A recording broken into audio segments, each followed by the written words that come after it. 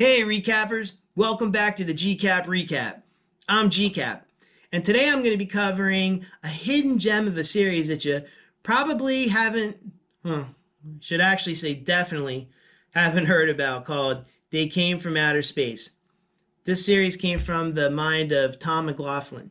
You might recognize that name as the director of Friday the 13th Part 6, Jason Lives, which, as a personal aside, is my favorite Friday the 13th of all time. And his fingerprints are all over the show. He served as the creator of the story, and he also served as the supervising producer. So for some quick backstory on this show, I just basically off bits and pieces I was able to pull off the internet and try to piece together.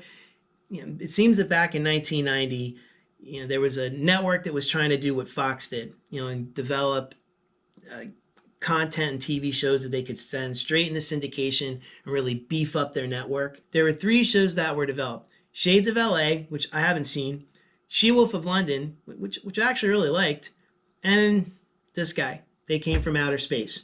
These three shows weren't your cut and dry normal TV shows that were on the air at the time. They each had some kind of supernatural or alien element behind them, and they, were basically almost used as a test run in hopes that this network would be successful and would be able to expand on other shows.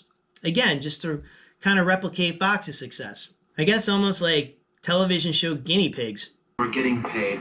I could think of worse things than being used as guinea pigs. The theme song's amazing. It was done by the B-52s. I'm not like a super B-52s fan or anything like that, but I mean, it's very catchy. It sets the tone for each episode. It's perfect. It's perfect for a show like this. I mean, even like every time I thought about this show throughout the years, that's the first thing that came to my mind is the theme song. Go YouTube it. It's on YouTube. This show is about two alien fraternal twin brothers named Bo and Abe.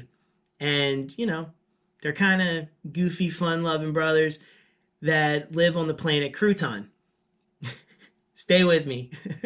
Well, in order, to get them to grow up, their father sends them to planet Earth to get an esteemed education at Cambridge University. However, Bo, being the more party-going, girl-chasing of the two, convinces the more uptight, straight-laced brother Abe to make a pit stop in California first, which, causes them to crash their UFO into a junkyard. They're now stranded, and thus our framing device around the entire series is set up as they, go about their adventures week to week. You've got a real hit on our hands. Now the Croutonian brothers. On one side you have Bo, who's the sillier, slacker, and then you've got, on the other side, Abe, who's more the uptight, straight-laced of the two brothers that constantly help guide them down the right path in each episode. Now, Bo's played by Dean Cameron. You probably recognize him from Summer School, Ski School, all the school movies. And then Stuart Fracken, who was also in Ski School with Dean Cameron, that they filmed right before this movie, before this series started. Bo's main goal is not getting an education or anything like that. I mean, straight up just trying to get laid. I mean, he's just, from the town to town they go to, he's always trying to pick up chicks. I'm sorry, Earth Girls just turned me on. Yeah, me too, Bo. And meanwhile, you have Abe, who, he's interested in women too, but he's more serious, and he's the glue that keeps the brothers together. And unlike Bo, Abe's a virgin. Love is like a donut shop. Well, with one exception. You've been in a donut shop. So he's waiting for that special girl. Like, he wants that connection. He wants that love. He's one of those types. Okay, so as I mentioned before, Bo and Abe are fraternal twins, which makes them very much like the Corsican brothers. For example, if one brother's hit, the other brother feels the pain, while the brother that was actually hit doesn't feel anything at all. And vice versa with both brothers. Also, if one brother is getting intimate with a girl, the other brother will start to smoke around his neck and will feel the pleasure, while the other brother will not. And once again, vice versa. Both of these are sight gags that are used frequently throughout the series and probably used in every episode. And they have great alien powers. They got some cool extraterrestrial powers. So let me go through them real fast. There's one that they use all the time. It's called object transference. You know, it's like they link arms. You know, one brother points to one object, one other brother points to the other object, and it makes them switch. You know, it makes those two objects switch places. This happens, they use this the most. They probably use this in every episode. The second one that they use often is called the inanimate transference, where they're able to put themselves into an inanimate object, kind of like, you know, like a DVD player or something like that, where they can either use that to hide, or they can, you know, make their, you know, they can manipulate it to like make their self show up on it. And then finally, they only use it in one episode, but it's called energy transference, where one brother gives the other brother their energy to make the other one like super powered, and then the other one's going through, and, you know, kind of just mopes around. They only use that one once though, but this helps them, you know, get out of getting captured by the military more than once. And it's a, you know, it's a good thing that they have these powers. And because the Croutonian metabolism is so messed up, you know, and their powers, you know, that drains their energy, they eat constantly, and they eat tons and tons of food without gaining weight. And you know, that's you know, like a little comedic device that they use. You know, as much as they are attracted, you know, like Bo's attracted by women, Abe is attracted by food. But they, you know, they both need to eat all the time, and they eat a lot. And that's why they never have any money, because, you know, they just don't eat like normal food like you and I. They, you know, they would eat 50 times what you and I would eat just to feel normal. I don't want to forget to mention that they have the ability to communicate with animals here on Earth. They can actually speak to them and understand what they're saying. And I wanted to make sure to mention that because that is used in a few different episodes, sometimes to get them out of jams. And there's even one episode that's totally dedicated to that power. Another unnamed lead in the show that I don't want to forget to mention is their vehicle. It's like their Batmobile. A beautiful, vintage, cherry red Chevy Corvette. Tony, we're talking about a classic vet here. It's freaking awesome. Courage, yes, major courage. They put it together using their object transference in the first episode and use it to travel from place to place. Mind you, they don't have any money for food, but they can afford to keep gassing this thing up. No, but it's an awesome car, and it's the third unofficial member of the brothers. It even made the DVD cover. That's how important it is. Now I would just say this is a layman term way to describe the show. It's almost as if the 90s version of the Three Stooges, although there's two of them, not three, have alien powers, have come to Earth, or stranded, and are thrown headfirst into a 90s sex comedy and exposed to all kinds of craziness. I mean, that's the kind of humor this show has. You know, it's very dry humor. Can you guess what my problem is? Finding pants with enough belt loops. Listen to yourself for a moment. Huh? Yeah! Danish? No, I'm Swedish. Are you members of Cozy Cup? All remembers. Are we members? Well, All remembers? There's a lot of sight gags. gosh. Maybe we should grab her by the legs. No! Maybe you should grab her by the legs. You two just sit tight.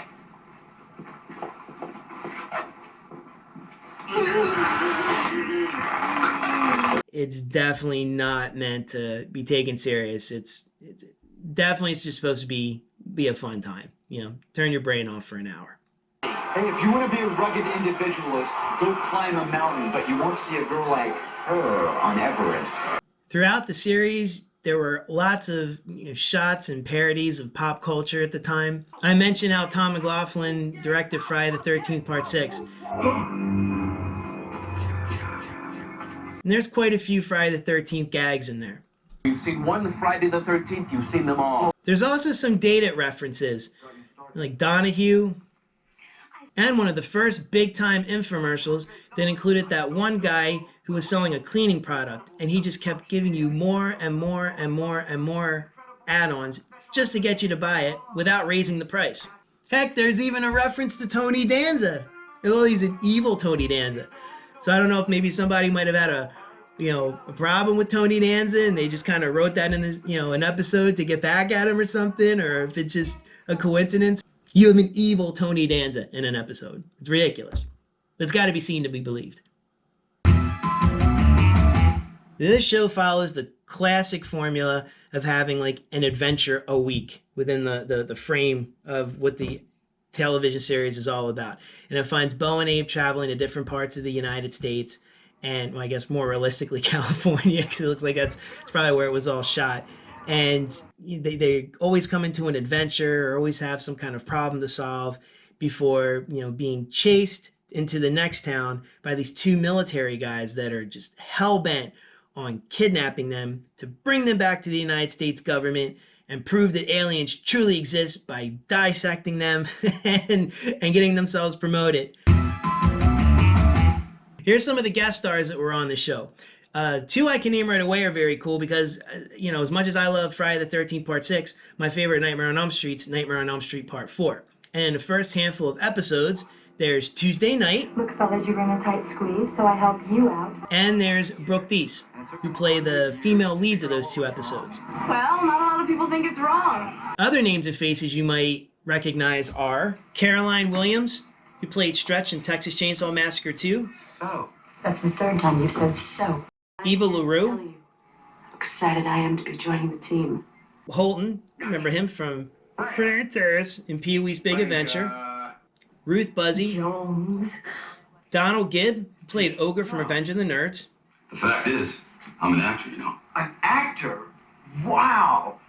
What restaurant do you work at? can you get us a discount? Pepper Martin, he's an ex-pro wrestler. Debbie A. Monahan from Brandon Lee's B-movie classic Cheese Fest. Laser Mission, she's beautiful. Barry Pearl, who played Duty in Grease. Franklin Cover, who played Tom on The Jeffersons for many years. Patrick Wayne, who most notably, at least to me, played Pat Garrett in Young Guns. John Astin, the OG Gomez from The Addams Family. Tawny Kitane, who was probably still crazy back then too. Hell, even the late former President George Bush makes an appearance. Okay, I'm just kidding. And there's somebody else whose name's slipping my mind. I don't know if you guys heard of her or not. That's it. Halle Berry. Now, what can I do for you? Yes, that Halle Berry. Hey, everybody's got to start somewhere. Although I was a little disappointed that she didn't mention this show in her Oscar acceptance speech. Shame on you, Halle. Shame on you. So in hopes of continuing to fool their father that they are attending Cambridge, I want you to call me every week with a scholastic progress report. Is that clear? they report back to him at the end of each episode using a very ridiculous background. They report in about what they've learned, totally BSing their dad all the way. However, by the end of the first season, that whole subplot was dropped. Instead, they focus on something else that helps them tell out their week-to-week adventures. I'm afraid we're going to have to get jobs. Their jobs include anywhere from being hairstylists, TV station executives, ice cream vendors, advertising execs, waiters, private eyes, and even pro wrestlers. Yeah, even pro wrestling gets its own dedicated episode, so huge plus for that. Eventually, probably about the midway point of season 2, the whole military angle gets dropped too. The guys go about their weekly adventures and their new jobs, and without the military pushing them from county to county, and that just totally goes away. Until the last episode where it's used as a plot device. The series only lasted for 2 seasons, with 9 episodes in season 1 and 11 episodes in season 2, for a total of only 20 episodes. What a lovely number to be looking at. And it's unfortunate because I kind of like what they did at the very, very end of season 2. It's a 2-parter, right, where we actually see other aliens that come to Earth throughout the series. Bo and Abe have these very cool powers, and They're barely able to escape the military, but you know that's just because they're young and goofy. I mean, if they were more competent and serious, they could definitely use this to almost take over the world, so to speak. But they were never truly the underdogs, especially when you have powers like that. At least I never felt that they were the underdogs. However, when we get to the two-part series finale, we're introduced to a new alien race that have powers and devices and technology that are even too much for Bo and Abe to overcome. And it'll be really interesting if that's what they were going to go with season 3, which I think would have been a great next step. You have other aliens coming to Earth, but their intentions are not as good as Bo and Abe's would be, you know, to get an education, maybe to try to dominate. You know, these particular aliens that we meet in the two-part finale are these beautiful women, the Fusorians, I think it's, if I can remember correctly, the Fusorians, and they seem great, but you know, and they want to mate and have sex with as many Earthmen as possible, which, you know, for Bo, it's a win. But anybody that has sex with them turns blue and eventually evaporates.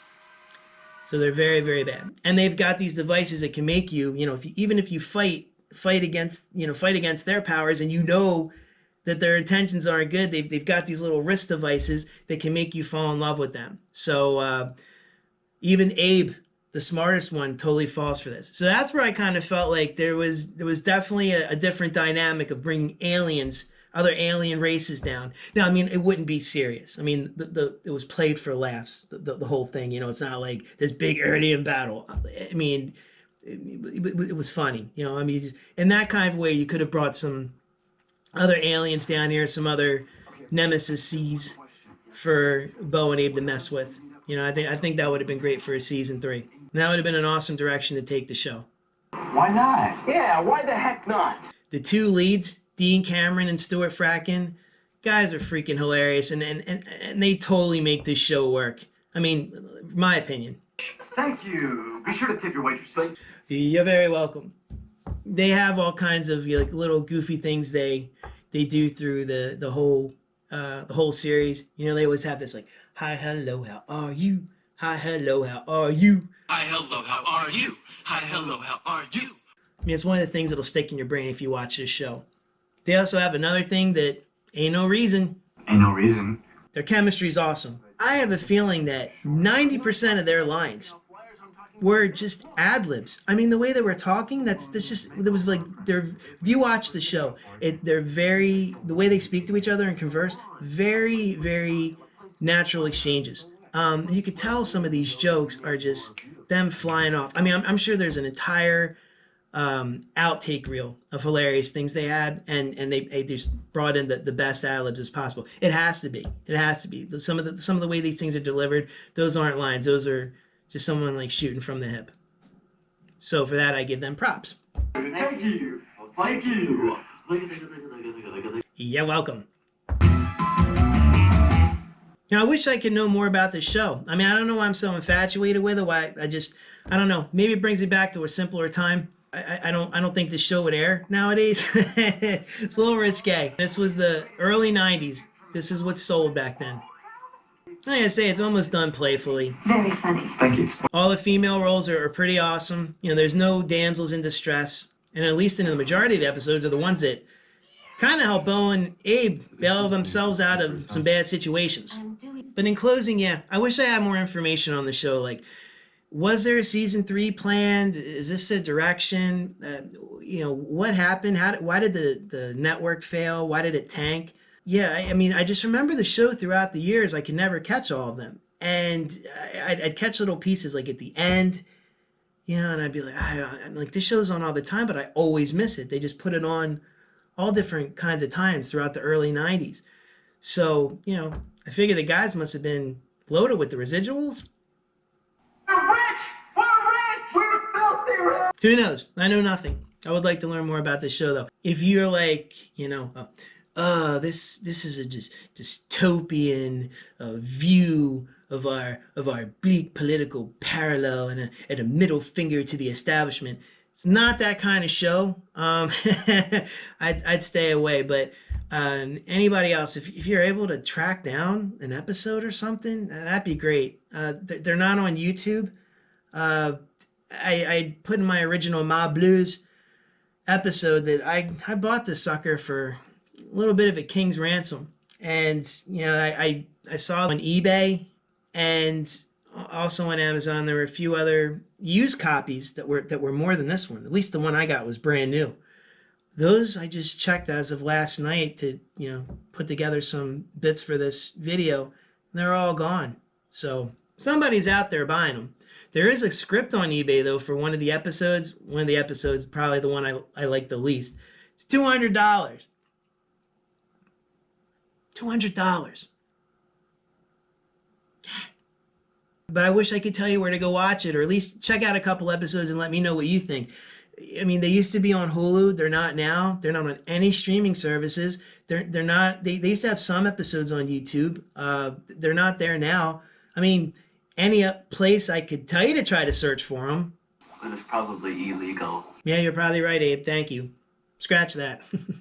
Yeah, I don't think they're gonna. Shout Factory put this one out back in 2013, 2014 time frame. That I had no idea about it. And I only recently found out not too long ago, which I think is silly, because as much as I love this show, I had no idea this is out there. You know, I was waiting for Hulu to bring them back. I just wish the show would have lasted a little bit longer. We're young, we're healthy, and today is the first day of the rest of our lives. What a wonderful way of saying we're trapped on the wrong planet with no hope of return. I mean, it didn't look like it was, you know, very expensive to produce. You know, I mean, they just had some very corny, cheesy effects that it worked. It worked for this kind of show. I mean, like that object transference. I mean, that thing was awesome. You know, I wish I could do something like that. Like right now, I need a beer. Let me try it.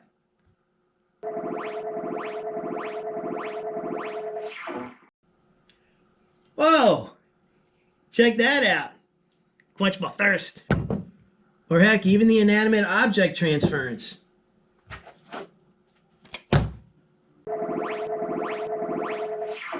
Whoa, that's pretty badass. We have great special effects here at the G-Re. Well, recappers, it's time to wrap this video. Hopefully you enjoyed learning about a little-known TV series from 1990 to 1991 called They Came from Outer Space. Brother of mine, but we're out of the business. And guess who cares? Absolutely no one. Exactly. And also, hey, if anybody ever worked on this show that might happen to be watching this video, I would love to talk to you. Please contact me. I hold a special place in my heart for this goofy little show. I really do, and I'd be ecstatic to talk to somebody who worked on it, you know, about it. Maybe learn some stories, maybe learn some behind the scenes stuff. And hey, one last shout out to those that showed me some love on my last YouTube Mob Blues video. Thank you very much. And thank you to those that started following my social media accounts recently. If you haven't yet and you'd like to, you can follow at GCap Recap on Twitter and Instagram, at GCap Recap. Very easy to remember. And until next time, as always, if you watch the GCap Recap, you always have a seat at my bar. See you next time.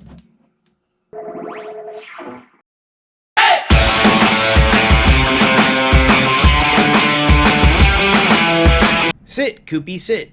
Good dog.